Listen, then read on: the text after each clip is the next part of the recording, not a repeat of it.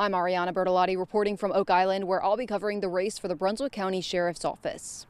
I met with both candidates earlier today who are feeling nervous but excited. Tim Daniels trusts his experience with the State Highway Patrol as the reason he would make a great sheriff. And Sheriff Brian Chism says he wants to continue the work he started with over 20 years of experience with the Sheriff's Office. When the candidates spoke with voters earlier today, Daniels says voters want more responding officers in the area to match the growth in the county, and they want more attention on the opioid crisis. Incumbent Sheriff Brian Chism says voters tell him their main concern is also with the overdevelopment in the county, and says he wants to maintain the safe community in Brunswick County people are used to. And when I spoke with voters, they say they want a sheriff who puts the people first and cares about the county. Whoever wins today is not the official winner, but they are running unopposed from the Democrats, so they are likely the next sheriff of Brunswick County.